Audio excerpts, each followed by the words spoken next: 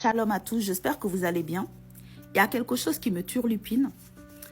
Il y a quelque chose qui me fait vraiment cogiter. C'est ce que j'entends dans les vidéos sur les réseaux sociaux par rapport à l'Église. Alors, pour commencer, je vais lire un verset qui se trouve dans Jacques 13, verset 17. « Obéissez à vos conducteurs et ayez pour eux de la défense, car ils veillent sur vos âmes comme devant en rendre compte. Qu'il en soit ainsi afin qu'ils le fassent avec joie et non en gémissant, ce qui ne vous sera d'aucun avantage. » Ce verset dit que vos conducteurs doivent faire l'œuvre de Dieu, doivent servir Dieu dans la joie, sans gémir, sans se plaindre, sans tristesse dans leur cœur. Mais il y a certaines choses que vous faites qui les attristent, qui leur fait gémir. Ça enlève la joie en eux. Et la parole de Dieu dit, ce qui ne vous sera d'aucun avantage. Ça veut dire si votre dirigeant, pasteur, encadreur est triste, gémit, commence à se plaindre du fait, commence à se plaindre par rapport à ce que vous faites, ça ne sera pas bon pour vous. Ça ne sera pas à votre avantage du tout. Donc, faites attention. Alors, dans les réseaux sociaux, je vois beaucoup d'enfants de Dieu, de brebis du Seigneur qui sont en train de se plaindre. Oui, les églises, c'est pas bien. Oui, mon pasteur est pas bien. Mon pasteur a fait ci, mon pasteur a fait ça. Mon pasteur ne m'a pas dit bonjour. Mon dirigeant ne m'a pas dit bonjour. Quand je l'appelle au téléphone, je n'arrive pas à l'avoir. C'est compliqué de l'avoir. Il fait pas bien son travail. On voit beaucoup de personnes se plaindre. Et je comprends. Je compatis à votre douleur. Mais il faut savoir que les dirigeants, les servantes, serviteurs de Dieu, les pasteurs souffrent énormément. Combien de pasteurs sont blessés dans leur cœur? Combien de pasteurs, combien de serviteurs, servantes de Dieu ont mal à l'intérieur d'eux? Combien sont dans les angoisses? Combien même sont déprimés? Combien ont envie d'abandonner? Parce que les fidèles, parce que les brebis du Seigneur les attristent, parce qu'il les fait gémir, parce qu'il les fait se plaindre, parce qu'ils sont en train de faire le travail du Seigneur sans paix dans leur cœur. Parce qu'à chaque fois, les brebis, les personnes dans les églises, les fidèles sont en train de se plaindre, sont en train de geindre, sont en train de les critiquer et ils souffrent. Oui, les fidèles souffrent, j'en tiens compte et je compatis. Mais il faut savoir et il ne faut pas oublier que les servantes, serviteurs de Dieu, les pasteurs souffrent aussi. Et ça, ils ne peuvent pas venir vous en parler, ils ne peuvent pas se plaindre. Mais à l'intérieur d'eux, ils souffrent. Alors par grâce, par sagesse de votre part, faites tout pour ne pas les attrister. Faites tout pour pas qu'ils gémissent. Faites tout pour qu'ils puissent faire l'œuvre du Seigneur, pour qu'ils puissent vous accompagner avec joie, avec amour.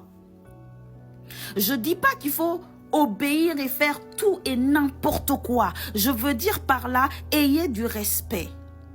Ayez de l'amour pour eux. Ayez de la compassion pour eux. Ayez de l'empathie pour eux. Priez beaucoup pour eux. Eux aussi ont besoin de votre soutien. Eux aussi ont besoin de vos prières, de vos jeûnes. Eux aussi ont besoin d'entendre des paroles d'encouragement de votre part aussi. C'est important d'encourager vos dirigeants, vos pasteurs, vos encadrants. C'est important parce qu'ils sont là, ils vous soutiennent, ils prient pour vous, ils jeûnent pour vous, ils vous encouragent. Mais eux aussi ont besoin de la même chose.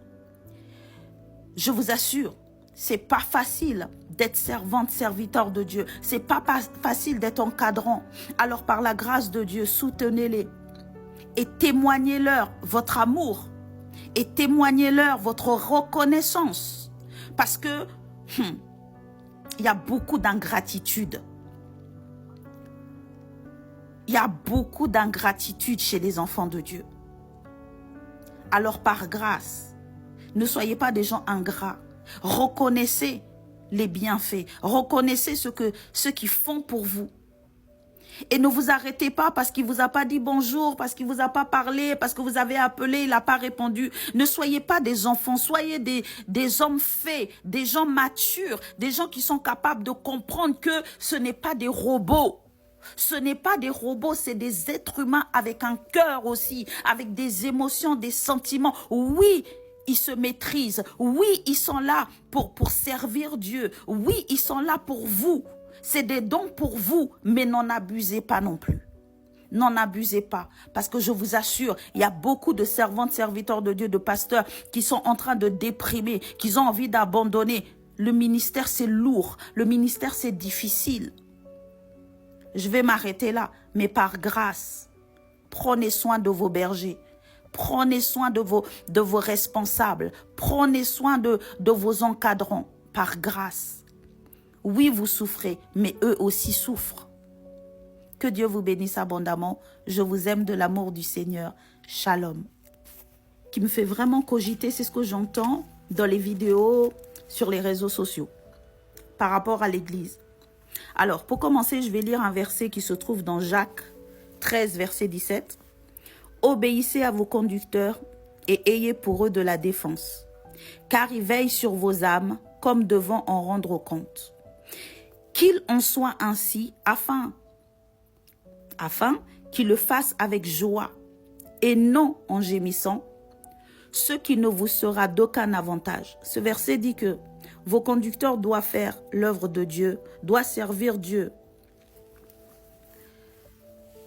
dans la joie, sans gémir, sans se plaindre, sans tristesse dans leur cœur. Mais il y a certaines choses que vous faites qui les attristent, qui leur fait gémir. Ça enlève la joie en eux. Et la parole de Dieu dit, ce qui ne vous sera d'aucun avantage. Ça veut dire si votre dirigeant, pasteur, encadreur est triste, gémit, commence à se plaindre du fait,